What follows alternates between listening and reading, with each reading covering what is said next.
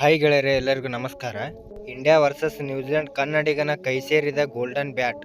ಹಾಗಾದರೆ ಆ ಆಟಗಾರ ಯಾರು, ಅವನು ಏನು ಮಾಡಿದ್ದಾನೆ ಮತ್ತು ಆ ಆಟಗಾರ ಮಾಡಿದ್ದು ನೋಡಿದರೆ ನೀವು ಶಾಕ್ ಆಗ್ತೀರಾ. ಹಾಗಾದರೆ ಸುದ್ದಿಯ ಸಂಪೂರ್ಣ ಮಾಹಿತಿ ಏನು, ಹೀಗೆ ಇದರೆಲ್ಲದರ ಬಗ್ಗೆ ಈ ವಿಡಿಯೋದಲ್ಲಿ ಸಂಪೂರ್ಣವಾಗಿ ತಿಳಿಸಿಕೊಡುತ್ತೇನೆ. ಆದ ಕಾರಣ ಈ ವಿಡಿಯೋ ಸಂಪೂರ್ಣವಾಗಿ ನೋಡಿ. ಆದರೆ ಅದಕ್ಕೂ ಮುನ್ನ ನೀವು ಟೀಮ್ ಇಂಡಿಯಾ ಅಭಿಮಾನಿಯಾಗಿ ಈ ವಿಡಿಯೋ ನೋಡುತ್ತಿದ್ದರೆ ಈ ವಿಡಿಯೋಕ್ಕೊಂದು ಲೈಕ್ ಮಾಡಿ ಮತ್ತು ಇಂಥ ಹೊಸ ಅಪ್ಡೇಟ್ಗಳಿಗಾಗಿ ನಮ್ಮ ಚಾನಲನ್ನು ಸಬ್ಸ್ಕ್ರೈಬ್ ಮಾಡಿ. ಹೌದು, 2025ರ ಚಾಂಪಿಯನ್ಸ್ ಟ್ರೋಫಿ ಫೈನಲ್ನಲ್ಲಿ ನ್ಯೂಜಿಲೆಂಡ್ ತಂಡವನ್ನು ಸೋಲಿಸುವ ಮೂಲಕ ಟೀಮ್ ಇಂಡಿಯಾ ಇದು 3ನೇ ಬಾರಿಗೆ ಈ ಪ್ರಶಸ್ತಿಯನ್ನು ಗೆದ್ದುಕೊಂಡಿದೆ.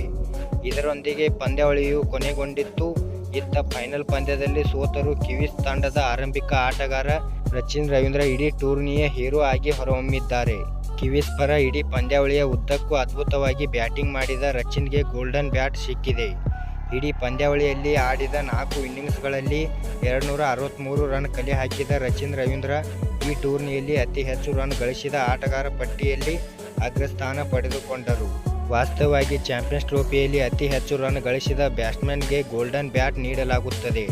ಆ ಪ್ರಕಾರ ಅತಿ ಹೆಚ್ಚು ರನ್ ಬಾರಿಸಿದ ರಚಿನ್ಗೆ ಗೋಲ್ಡನ್ ಬ್ಯಾಟ್ ಸಿಕ್ಕಿದೆ. ಇದು ಮಾತ್ರವಲ್ಲದೆ ಇಡೀ ಪಂದ್ಯಾವಳಿಯಲ್ಲಿ ಬ್ಯಾಟಿಂಗ್ ಹಾಗೂ ಬೌಲಿಂಗ್ ಎರಡರಲ್ಲೂ ಮಿಂಚಿದ ರಚಿನ್ಗೆ ಪಂದ್ಯಾವಳಿಯ ಆಟಗಾರ ಪ್ರಶಸ್ತಿಯೂ ಸಿಕ್ಕಿದೆ.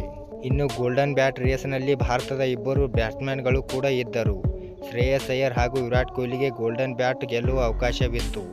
ಆದರೆ ಫೈನಲ್ ಪಂದ್ಯದಲ್ಲಿ ಚಮತ್ಕಾರ ತೋರದ ಈ ಇಬ್ಬರು ಆಟಗಾರರು ಸ್ವಲ್ಪದರಲ್ಲೇ ಗೋಲ್ಡನ್ ಬ್ಯಾಟ್ಗೆ ಗೆಲ್ಲುವ ಅವಕಾಶದಿಂದ ವಂಚಿತರಾದರು. ಧನ್ಯವಾದಗಳು ಇಲ್ಲಿವರೆಗೆ ವಿಡಿಯೋ ನೋಡಿದ್ದಕ್ಕೆ.